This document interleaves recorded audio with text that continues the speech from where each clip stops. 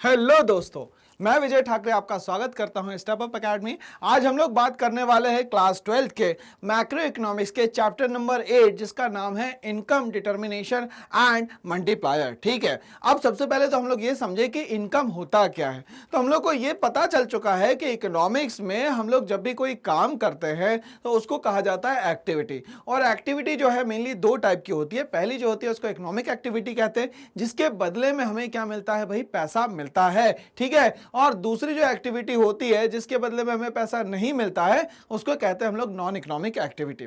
तो हम लोग यहां पे जो बात करने वाले हैं इकोनॉमिक्स में, हम लोग बात करने वाले हैं इकोनॉमिक एक्टिविटी की। तो अगर मान लेते हैं कोई बंदा दिन भर काम करता है, उस दिन भर काम करने के बदले में उसको जो पैसा मिलता है, रेम्यूनरेशन मिलता है, उसको हम लोग बोलते हैं यहाँ पे वेजेस। और अगर मान लेते हैं वो महीने भर काम करता है तो उसको मिलती है यहाँ पे सैलरी। और अगर मान लेते हैं वो साल भर काम करता है तो उसको मिलती है यहाँ पे इनकम। तो हम लोग यहाँ पे डिटर्मिनेशन ऑफ इनकम की बात करने वाले हैं कि हम लोग किस तरीके से अलग अलग स्टेजेस पे इनकम को जनरेट कर सकते हैं। इसके लिए हमारे पास मेनली दो बेस पिलर्स है, aggregate demand and aggregate supply. अब ये एग्रीगेट डिमांड क्या होता है भाई, तो मार्केट में जितने भी लोग किसी भी प्रोडक्ट को खरीदना चाहते हैं उसको हम लोग बोलते हैं यहाँ पे एग्रीगेट डिमांड। इसी तरीके से यहाँ पे हम लोग एग्रीगेट डिमांड में एक कंज्यूमर की तरह बिहेव करते हैं। बट हम लोग यहाँ पे बात करें अगर एग्रीगेट सप्लाई की, तो here we are behaving like ना प्रोड्यूसर। तो हम लोग मार्केट में कितना सामान बेच पाते हैं, भेज पाते हैं, ये सब कुछ क्या कहलाता है भाई, एग्रीगेट सप्लाई कहलाता है। तो इस चैप्टर पे हम लोग इंट्रोडक्शन से स्टार्ट करेंगे और सबसे पहला हम लोग जो टॉपिक स्टार्ट करेंगे वो करेंगे हम लोग इक्विलिब्रियम लेवल। अब ये इक्विलिब्रियम लेवल होता क्या है? इक्विलिब्रियम का मतलब हम लोग इजी लैंग्वेज में बोले इक्वल, दोनों चीजों का बराबर होना। और ये बोल रहा है कि डिटर्मिनेशन ऑफ इक्विलिब्रियम लेवल। अब आपको मालूम करना है कि वो कौन सा पॉइंट है जहां पे दोनों ही चीजें क्या होने वाली है, इक्वल होने वाली है। इसकी हम लोगों को क्या करनी है, बात करनी है। ओके, अकॉर्डिंग टू कीन्स, अब कीन्स क्या कहते हैं भाई अपनी थ्योरी में, an economy is in equilibrium. वो इकोनॉमी इक्विलिब्रियम में जा सकती है जब aggregate demand done by the consumer in the market and, ठीक है, अब एग्रीगेट डिमांड तो समझ में आ गया भाई, एग्रीगेट डिमांड हमेशा कौन करेगा भाई मार्केट में, कंज्यूमर करेगा। और ये एग्रीगेट डिमांड कंज्यूमर करेगा मतलब वो चीजों को मार्केट में क्या करना चाहता भाई, परचेज करना चाहता है। Okay, for goods and services is equal, वो किसके बराबर हो जाए, with the aggregate supply during a period of time. मतलब कि इक्विलिब्रियम पॉइंट वो कहलाता है जब aggregate demand goods and services का aggregate supply goods and services के क्या हो जाता है, बराबर हो जाता है। इसको हम लोग क्या कहते हैं भैया, इक्विलिब्रियम पॉइंट। क्या कहते हैं, इक्विलिब्रियम पॉइंट। ओके, तो एग्रीगेट डिमांड किसके बराबर होना चाहिए, एग्रीगेट सप्लाई के बराबर होना चाहिए। अब एग्रीगेट डिमांड का फॉर्मूला क्या है भाई, कंजप्शन प्लस इन्वेस्टमेंट। बट हम लोग एग्रीगेट सप्लाई की बात करें तो फॉर्मूला क्या हो जाता है भाई, कंजप्शन प्लस सेविंग। अब यहां हम लोग देखें तो दोनों ही केस में कंजप्शन कॉमन हो गया और हम लोग एक नई अप्रोच पे पहुंच गए जिसको बोलते हैं भैया I is equal to S. मतलब इन्वेस्टमेंट जो है वो किसके बराबर होगा भाई, सेविंग के बराबर होगा। तब भी वो पॉइंट जो है वो क्या कहलाएगा भाई, इक्विलिब्रियम पॉइंट यहां कहलाएगा। ओके, तो यहां बोलता है ADS saving and investment are all planned और एक्स एंड वेरिएबल। ये सब क्या है भैया, एक्स एंड वेरिएबल है। और या हम लोग इसको क्या बोलते हैं, प्लान्ड। एक्चुअली में ये होगा या नहीं होगा ये बिल्कुल भी जरूरी नहीं है। इस बात को हमें क्या करना है, दिमाग में सेटल्ड करके रखना है, ये बहुत ज्यादा जरूरी है। ओके, चलिए स्टार्ट करते हैं हम लोग। तो इक्विलिब्रियम की पोजीशन पे पहुंचने के लिए हमारे पास दो अप्रोच आ गई है। पहली जो है वो है एडी और एएस की अप्रोच और दूसरी जो है वो एस और आई की अप्रोच है, मतलब सेविंग और इन्वेस्टमेंट की अप्रोच है। चलिए समझते हैं कि अगर ये लेवल पे पहुंचना है तो कुछ चीजों को मान के चलना पड़ेगा, इमेजिन करके चलना पड़ेगा और प्रिडिक्ट करके चलना पड़ेगा। चलिए, तो वो सारी चीजें क्या कहलाती है, यहां पे एजम्पशंस कहलाती है। क्या कहलाती है भाई, एजम्पशंस कहलाती है। Okay, the determination of equilibrium output is to be studied in the context of two sector model. और हमें पता है कि हमारे पास जो सेक्टर्स है वो कितने हैं, दो। पहला तो हो गया हाउस होल्ड और दूसरी कौन सी हो गई, फर्म। हाउस होल्ड का मतलब हम सारे लोग जो क्या करते हैं, चीजों को बनाने का काम करते हैं। दूसरा सेक्टर कौन सा हो गया भाई, फर्म, जहां पे चीजों को बनाया जाता है। तो यहां पे ये बोल रहा है इनकम डिटर्मिनेशन दो तरीके से होती है। पहला तो हो गई हाउस होल्ड और दूसरी क्या हो गई, firm. Okay, it means it is assumed that there is no government and foreign sector. मतलब इस इक्विलिब्रियम लेवल के डिटर्मिनेशन में आपको गवर्नमेंट को नहीं लेना है, मतलब सरकार को नहीं लेना है। दूसरा यहां फॉरेन सेक्टर्स को भी नहीं लेना है। Okay, it is assume that investment expenditure is autonomous. और इन्वेस्टमेंट एक्सपेंडिचर जो है वो हमेशा होगा ऑटोनॉमस, मतलब कि इनकम की इंक्रीज होना, इनकम की डिक्रीज होना या उसकी बराबर होना, इसका कोई भी फर्क कहां नहीं पड़ने वाला है, इन्वेस्टमेंट एक्सपेंडिचर पे इसका कोई भी फर्क नहीं पड़ने वाला है। Okay, such that investment are not influenced by the level of income. बढ़ा दोगे तो भी ठीक है, नहीं बढ़ाओगे तो भी कोई प्रॉब्लम नहीं है। बट यहां इनकम जो है इन्वेस्टमेंट का कुछ भी चेंज नहीं करने वाली है। आगे बढ़ते हैं। Price level is assume to remain constant. जितना भी प्रोडक्ट का प्राइस है वो हमेशा क्या रहेगा, कांस्टेंट, ना तो वो बढ़ेगा ना तो वो क्या होगा, यहां पे कम होगा। Equilibrium output is to be determined in context of short run. But ये जो भी आप इक्विलिब्रियम की बात कर रहे हैं, ये बात कर रहे हैं आप यहां पे सिर्फ शॉर्ट रन की, मतलब लिमिटेड टाइम की। हो सकता है for a day, for 60 days, for 90 days और लेस देन 90 डेज। ओके, तो यहां पे हम लोगों ने चार चीजों का क्या लिया है भाई, एजम्पशन लिया है। ओके, अब एग्रीगेट डिमांड और एग्रीगेट सप्लाई के अप्रोच पे हम लोग आते हैं। ठीक है, बोलता है Keynes the equilibrium level of income in an economy is determined when aggregate demand is equals to the total output और एग्रीगेट सप्लाई। तो यहां पे बोल रहा है इक्विलिब्रियम लेवल पे आप तब पहुंचेंगे जब एग्रीगेट डिमांड जो है वो किसके बराबर हो जाएगा भाई, एग्रीगेट सप्लाई के बराबर हो जाएगा। तभी वो पॉइंट क्या कहलाएगा, यहां पे इक्विलिब्रियम कहलाएगा। बट इसकी पॉइंट पे पहुंचने के लिए हम लोगों को क्या करना पड़ेगा, तो एक स्केड्यूल बनाना पड़ेगा। और सबसे पहले स्केड्यूल बनाने के लिए हमें इस चैप्टर में, जैसे हम लोगों ने टॉपिक की स्टार्टिंग करी थी, कहा था इनकम, तो इनकम का आना, इनकम का होना बहुत ज्यादा जरूरी है। तो कितनी इनकम ले, तो हम लोग एक काम करते हैं 100 के मल्टीपल्स में इनकम को ले लेते हैं। ओके, फॉर एग्जाम्पल इनकम मैंने ली 100, फिर नंबर 2 मल्टीप्लाई कर दिया, कितना हो गया भाई 200, नंबर 3 मल्टीप्लाई कर दिया, कितना हो गया 300, अप टू सो ऑन। तो अब एक टाइम आता है जब इंसान के पास कुछ भी नहीं होता है, ठीक है, वो बिल्कुल सही समय होता है किसी भी चीज को करने का। क्यों? क्योंकि खोने के लिए तो कुछ है ही नहीं, अब सब चीजें जो है वो क्या है, पाने के लिए, है ना। ओके, तो यहां पे हम लोग बात कर रहे हैं कि हम लोग जो भी अर्न कर रहे हैं हम लोग उसको इनकम में कंसीडर कर रहे हैं। किसमें कंसीडर कर रहे हैं भाई, इनकम में कंसीडर कर रहे हैं। ओके, तो इनकम में ये क्या आ गया भाई, 0।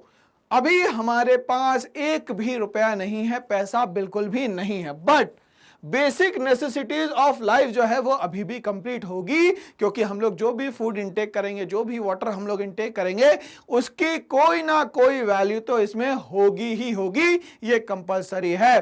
तो इस कंजप्शन को 0 लेवल ऑफ इनकम पे हम लोग कहते हैं ऑटोनॉमस कंजप्शन। क्या कहते हैं भाई, ऑटोनॉमस कंजप्शन। ओके, अब इस टाइम पे क्या हमारी कुछ सेविंग होगी, पॉसिबल ही नहीं है। क्यों? क्योंकि हमें पता है formula y is equals to C plus S, Y is given as 0 and C is given as 40।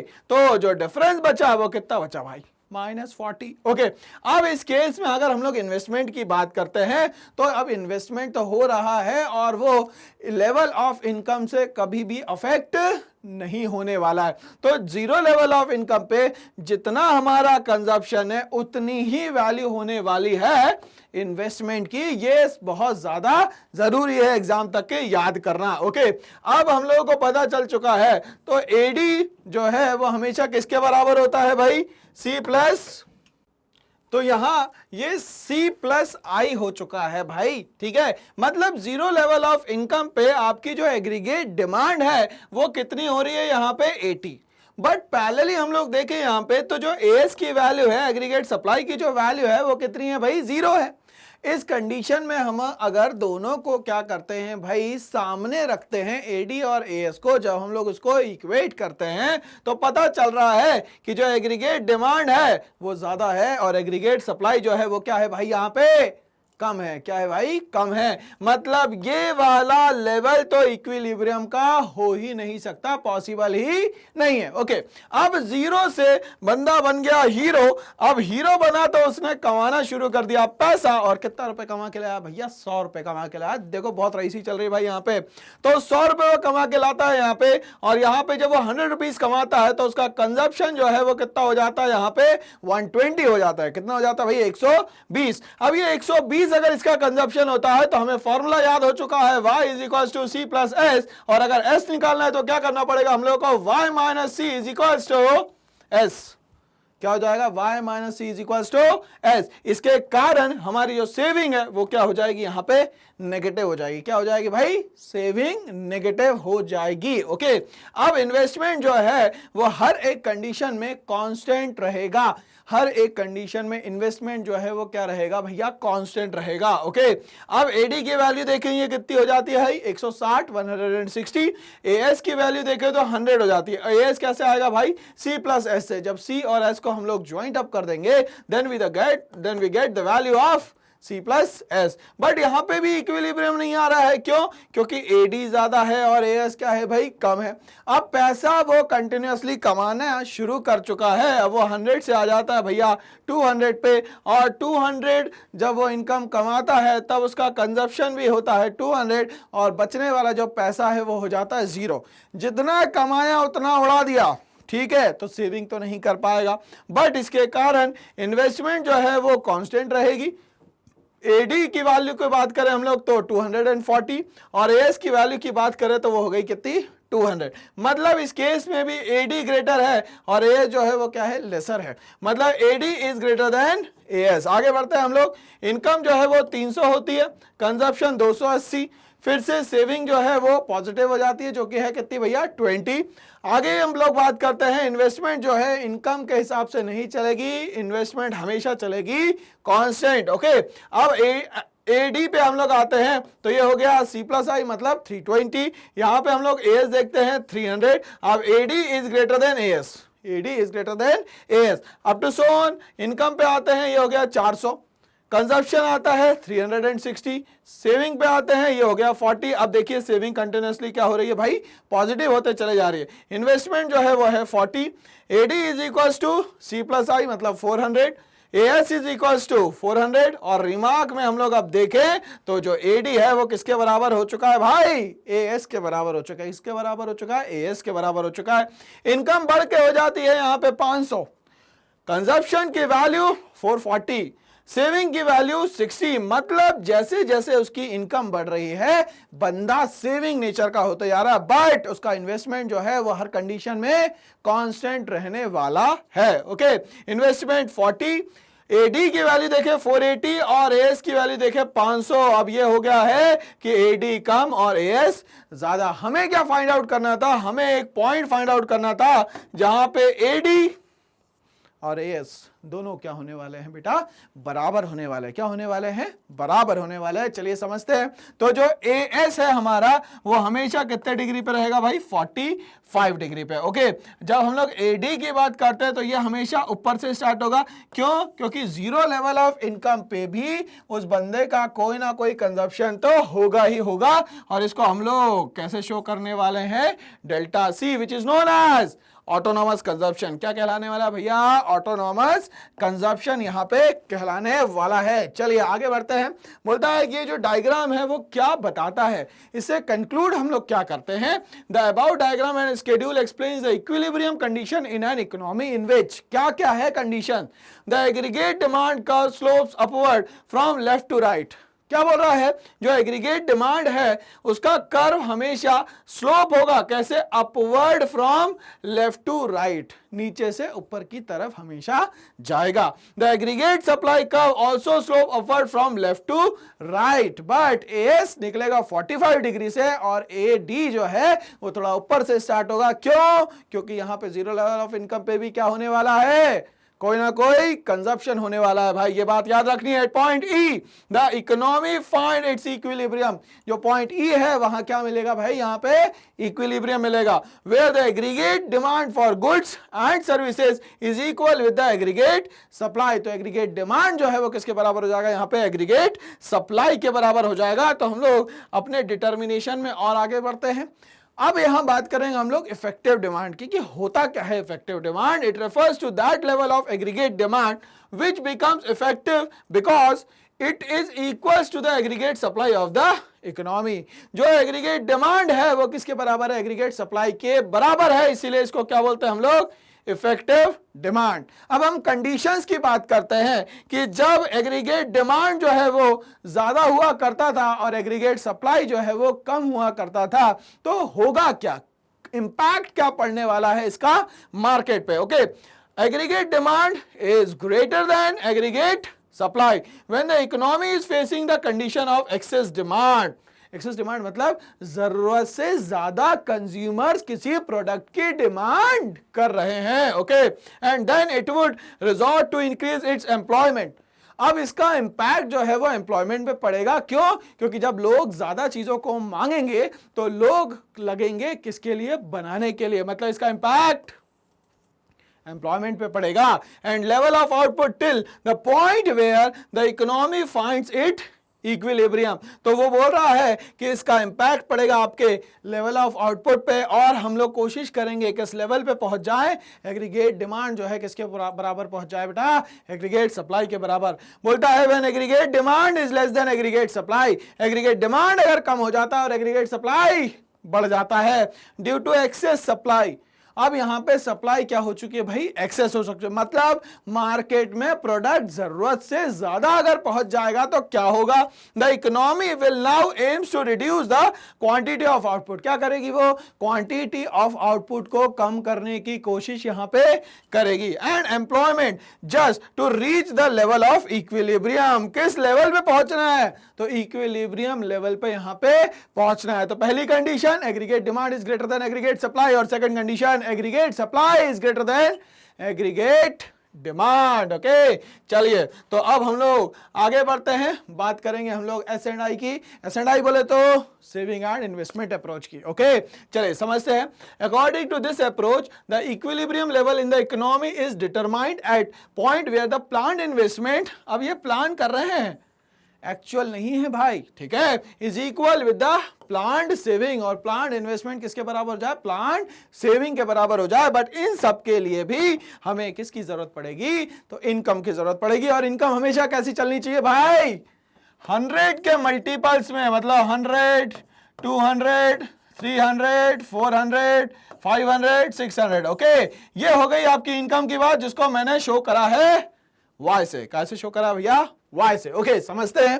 0, 100, 200, 300, 400, 500। Okay, अब हम लोग आते हैं कंजप्शन पे। मैंने कहा था कंजप्शन को याद करने के लिए 4 का मल्टीपल्स याद कर लो, बट इवन में मत करो, ऑड में कर लो। जैसे 4 into 1 is equals to 4, 4 into 3 is equals to 12, 4 into 5 is equals to 20, 4 into 7 28, 4 into 9 is equals to 36। Okay, देखिए यहाँ पे 40 मतलब 0 0 सब में जोड़ दिया मैंने, 40, 120, 200, 280, 360 एंड 440। यहाँ पे एक और कर देते हैं अपन, 4 into 11 is equals to 44, मतलब 440। ओके, अब हमें पता है फॉर्मूला सेविंग निकालने का, क्या होता है भाई, y is equal to C plus S, so s is equal to y minus C.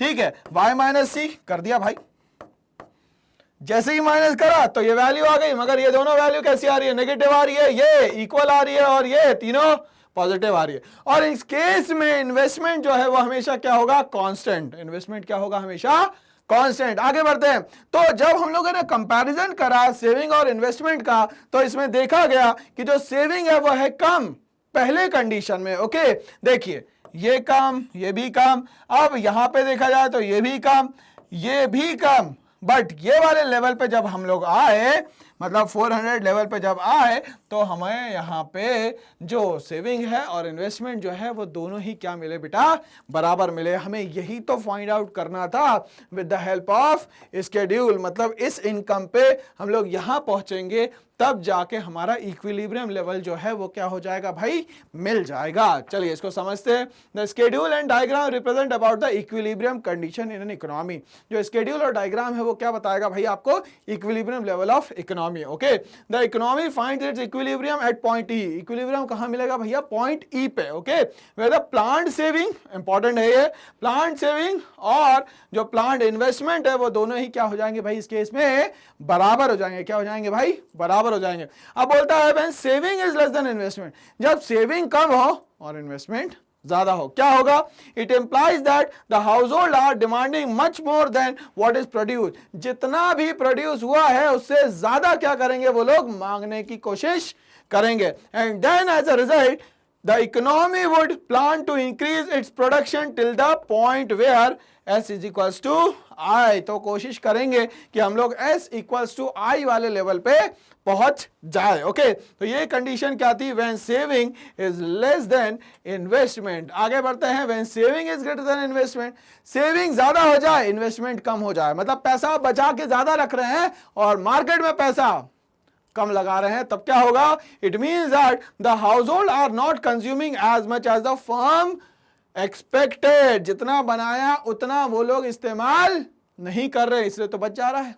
Okay, from them as a result the inventory stock rises. अब क्या हो जाएगा, जो सामान रखा हुआ है वो क्या हो जाएगा, बढ़ जाएगा। क्यों, क्योंकि बिकेगा नहीं। बिकेगा नहीं मतलब इंसान पैसा खर्चा यहां पे नहीं करना चाहता। Okay, about the desired level and to clear the unwanted stock the economy would plan to reduce the level of production till saving is equals to investment. मतलब इसका इंपैक्ट किस पे पड़ेगा, प्रोडक्शन पे। प्रोडक्शन को क्या करेंगे ये लोग, कम करने का काम करेंगे। इसको हम लोग डायग्राम के थ्रू समझने की कोशिश करेंगे भाई। चलिए समझते हैं।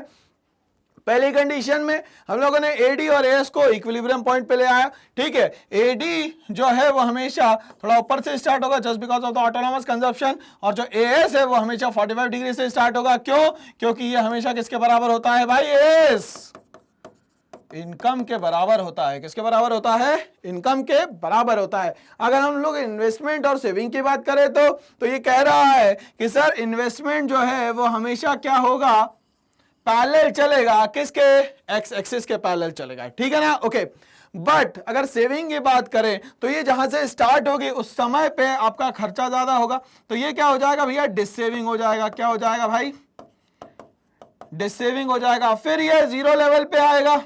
ठीक है, और इस जीरो लेवल के बाद ये ऊपर की तरफ बढ़ेगा। ये वाला जो हमारा जीरो लेवल है उसके बाद ऊपर की तरफ बढ़ेगा। अब ये वाला जो पॉइंट है ये क्या बताता है हम लोगों को, इससे कनेक्ट करना है हम लोगों को। तो यहां पे ये कनेक्ट हो रहा है पॉइंट ई, और यहां पे ये पॉइंट कनेक्ट हो रहा है। मतलब इन दोनों पे हम लोगों ने क्या बताया, इक्विलिब्रियम अप्रोच अभी बताई एडी और एसआई की हेल्प से। ओके, अब हम लोग बात करेंगे इन्वेस्टमेंट मल्टीप्लायर के कॉन्सेप्ट की। Okay, it is believe that an initial increment in investment, अगर मान लेते हैं आप इनिशियल लेवल पे अपना जो इन्वेस्टमेंट है उसको बढ़ा देते हैं। फॉर एग्जांपल, पहले किसी प्रोजेक्ट में आप 100 करोड़ लगाने वाले थे और इसको बढ़ा के आप 200 करोड़ रुपए लगा देते हैं, ये आपने चेंज इन इन्वेस्टमेंट किया है, जिसको हम लोग बोल रहे हैं initial increase in investment. Okay, leads to greater increase in income. अब भैया 100 करोड़ का 200 करोड़ इन्वेस्ट करोगे तो जाहिर सी बात है, पहले अगर 200 करोड़ का प्रॉफिट हो रहा था तो अब 220 करोड़ का होगा। मतलब पहले से इसमें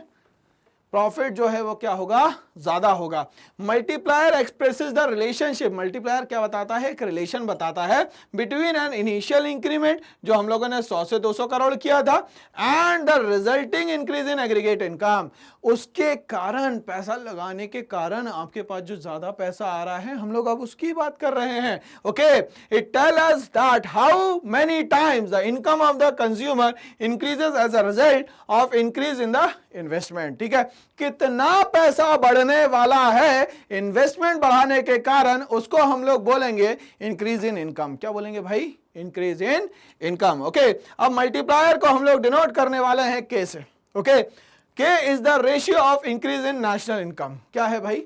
इनकम जो हमारी बड़ी है उसको सिंबलाइज कैसे करा है भाई? हमने के से करा है। ओके, और नेशनल इनकम को हम लोगों ने शो करा सिंबल से जिसका नाम है Y. Okay, due to increase in investment. ठीक है, आपने इनकम में इंक्रीज कब करवाया? जब आपने इन्वेस्टमेंट में इंक्रीज करा। So the formula is delta Y upon delta I. ठीक है, change in income upon change in investment. ठीक है ना, तो ये वाला फॉर्मूला अब हम लोगों को एग्जाम तक के याद रखना है। ठीक है, चलिए अब यहां पे ध्यान दीजिएगा। अब बोलता है कि जो आपकी इनकम है वो इंक्रीज हो जाती है, कितने से? 2 लाख से 2,16,000 हो जाती है। ठीक है, and due to increase in income the investment also increases from 20 to 24,000। अब आपके जो इन्वेस्टमेंट है वो भी बढ़ जाते हैं भाई। तो अब चेंज इन इन्वेस्टमेंट कितना हो रहा है? 24 to 20,000, it is equals to 4,000। Income की बात करें तो 2,16,000 से 2 लाख हो जाती है, 2,16,000 से 2 लाख, डिफरेंस इज 16,000। तो मल्टीप्लायर क्या होगा भैया? Delta Y upon delta I. तो यहां पे चेंज इन इनकम कितनी हो गई आपकी? कितनी हो गई भाई चेंज इन इनकम? 16,000। और आपका चेंज इन इन्वेस्टमेंट कितना हो गया? 4,000। तो 16,000 upon 4 is equals to 4 times. तो कितना बढ़ जाएगा? ये बढ़ जाएगा 4 गुना। कितना बढ़ जाएगा भाई? यहां पे ये 4 गुना बढ़ जाएगा। Okay, it implies that the income increases by 4 times of the investment. तो कितना बढ़ गया भाई? आपका इन्वेस्टमेंट बढ़ाने के कारण इनकम आपकी 4 गुना बढ़ गई। ओके, अब मल्टीप्लायर और हम लोग एमपीसी की बात करते हैं। ये जो मल्टीप्लायर होता है डिपेंड करता है आपके कंजप्शन पे, और कंजप्शन जब हम लोग एक्स्ट्रा करेंगे तभी तो चेंज पता चलेगा। तो जो एक्स्ट्रा कंजप्शन है उसको हम लोगों ने नाम दिया MPC, marginal propensity to consume. Okay, the concept of multiplier is based on the fact that the expenditure of one person is income of the other person. Household ने अगर कुछ चीज बना के बेची फर्म को तो उसके लिए उसने प्रोडक्शन करके दूसरों को बेचा, मगर हाउसहोल्ड के पास पैसा तो आया। फर्म भी जब सामान बना के बेचेगी तो उसके पास भी क्या आएगी भाई? इनकम आएगी। तो किसी का बनाना और किसी का पैसा आना ये उस प्रोडक्ट पे डिपेंड करता है। When investment increases, it also increases the income. भाई इन्वेस्टमेंट बढ़ाओगे तो जाहिर सी बात है आपकी इनकम भी बढ़ेगी। Okay, people spend a part of their increase income. People क्या करते हैं? अपना एक पार्ट जो है वो स्पेंड करते हैं। Okay, on consumption and it depends upon MPC. किस पे डिपेंड करता है भाई? उसके इंडिविजुअल कंजप्शन पे डिपेंड करता है। There exist direct relationship between MPC and the multiplier. बोलता है higher the MPC more will be the value of multiplier and vice versa.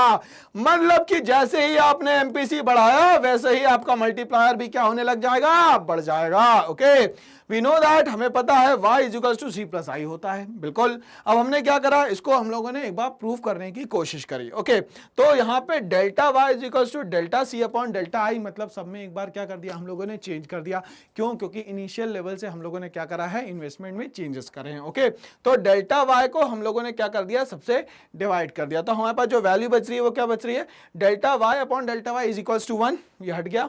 Delta C upon delta Y को हम लोग बोलते हैं एमपीसी, और delta I upon delta Y को बोलते हैं अपन 1 अपॉन के। इसको हम लोगों ने क्या करा? फिर इंटरचेंज कर दिया। तो इसके कारण हमारी जो के की वैल्यू आती है वो कितने आती है? K is equal to 1 upon 1 minus MPC, और हम लोग इसको बोल सकते हैं K is equal to 1 upon MPS. तो हमारे पास 2 फॉर्मूले आ चुके हैं भाई यहाँ पे। अब क्या बोलता है, क्या बातें याद रखनी है इसमें? Maximum value of multiplier when MPC is equals to 1, तो MPS जो है वो इस कंडीशन में 0 हो जाएगा, just because MPC plus MPS जो है वो कितना होता है भाई? 1 होता है। ठीक है, when the economy decides to consume the whole of its additional income and save nothing, कब हो सकता है ये? जब वो क्या करे? पूरा खर्चा कर दे और कुछ भी ना बचाए। Minimum value of multiplier 1 when MPC is 0, minimum value of multiplier when MPC is 0। क्यों? क्योंकि यहाँ पे मल्टीप्लायर किसके बराबर होगा? 1 के बराबर होगा। when economy decides to save the whole additional income and consume nothing, वो पूरा का पूरा बचा लेगी, ठीक है, तो क्या हो जाएगा भाई, खर्चा कुछ भी नहीं होगा। तो हम लोग को याद करना है MPC plus MPS is always equals to 1। कितना होता है MPC और MPS की वैल्यू 1 होती है भाई, ठीक है। तो इसी के साथ हम लोगों ने ये पूरा इनकम डिटर्मिनेशन का जो चैप्टर था वो कंप्लीट किया, और आई होप आपको सब चीज़ें बहुत आसानी से ये समझ में आई, क्योंकि क्लास 12th में इसी से रिलेटेड जो है वो न्यूमेरिकल आते हैं, ठीक है। तो इसी के लिए मेरे साथ बने रहिए। इसके लिए क्या करना पड़ेगा, तो चैनल को लाइक, शेयर और सब्सक्राइब करना पड़ेगा। क्यों करना पड़ेगा, इसके फायदे अनेक हैं। क्या फायदे अनेक है, तो क्लास 6 से लेकर क्लास 12 तक के यहाँ पे सारा कंटेंट और बेस्ट टीचर्स अवेलेबल है। यहाँ पे सारे बोर्ड CBSE, ICSE और जितने भी स्टेट बोर्ड्स होते हैं उन सब की तैयारी एक जगह पे करवाई जाती है। इसके साथ ही हमें यहाँ मिलता है पूरे कॉम्पिटिटिव एग्जाम की तैयारी करने का माहौल और बेस्ट टीचर द्वारा टीचिंग, जिसमें हम लोग कवर करेंगे NEET, CLAT, JEE, AI, CUET और TET। तो मेरे ख्याल से आज आपको इस वीडियो में बहुत ज्यादा मजा आया होगा, और अब हमारे साथ बने रहिए। Thanks for watching all.